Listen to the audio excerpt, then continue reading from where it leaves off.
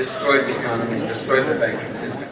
Dubai চলমান world government সামিটের শেষ দিন বৃহস্পতিবার প্লেনারি সেশনে অন্তর্বর্তী সরকারের প্রধান উপদেষ্টা ডক্টর মোহাম্মদ ইউনূস ছিলেন সবার আগ্রহের কেন্দ্রবিন্দুতে। জুলাই আগস্টে বাংলাদেশে ঘটে যাওয়া অভ্যুত্থান, নতুন বাংলাদেশ, আগামী নির্বাচন সবকিছু নিয়েই উপস্থাপক বেকি অ্যান্ডারসন প্রশ্ন ছুড়ে দেন নোবেলজয়ী ডক্টর ইউনূসকে। একে একে জবাব দেন তিনি। সবকিছু ঠিক থাকলে চলতি বছরের ডিসেম্বরেই নির্বাচন হবে বলে জানিয়ে বলেন, সংস্কার কমিশনের সুপারিশে রাজনৈতিক দলগুলোর ঐকমত্যের ভিত্তিতে অন্তর্বর্তীকালীন সরকার বাংলাদেশের রাজনৈতিক সরকার প্রতিষ্ঠার দিকে অগ্রসর হচ্ছে।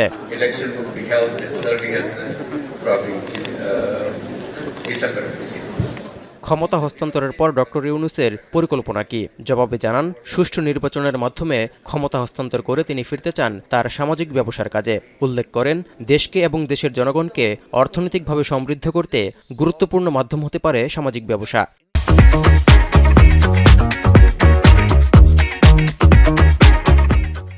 I go back to what I enjoy doing most.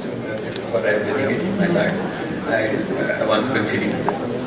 ক্ষমতাচ্যুত শেখ হাসিনাকে নিয়ে উপস্থাপক বেকি অ্যান্ডারসনের আরেক প্রশ্নের জবাবে ডক্টর ইউনূস বলেন, ব্যাংকিং খাতসহ বাংলাদেশের পুরো অর্থনৈতিক খাত ধ্বংস করে রেখে গেছেন সাবেক প্রধানমন্ত্রী। এমনকি পাতানো নির্বাচনের মাধ্যমে 15-16 বছর ক্ষমতায় টিকে থেকে সব খাতে বিস্তার করেছেন দুর্নীতি।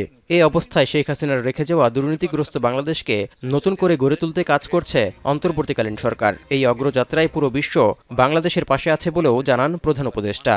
Everybody wanted to support that, to rebuild. We say we want to build a new Bangladesh. The old Bangladesh is completely corrupt. It's a corruption-ridden, billions of dollars taken away. We are trying to get this money back. It's a very complicated procedure. July গণহত্যার প্রমাণ নিয়ে জাতিসংঘের প্রতিবেদন বাংলাদেশের জন্য স্বস্তিদায়ক বলেও মন্তব্য করেন প্রধান উপদেষ্টা। যেখানে শেখ হাসিনার নির্দেশে কিভাবে হত্যা ও নির্যাতন চালানো হয়েছে সেসব বিষয় উঠে এসেছে। Documenting everything I just said about the killing, about the disappearance of people, torture chambers, how students were shot by the police and army under the order of the Prime Minister. So they vividly recorded that.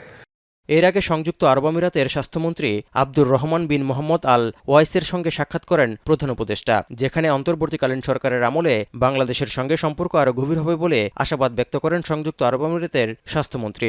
আগামী বছরগুলোতে দুদেশ বাণিজ্য, ব্যবসা ও স্বাস্থ্য খাতে সম্পর্ক উন্নয়নে কাজ করবে বলেও আশ্বাস মিলেছে। তৌহিদুর রহমান, এখন বিশ্ব।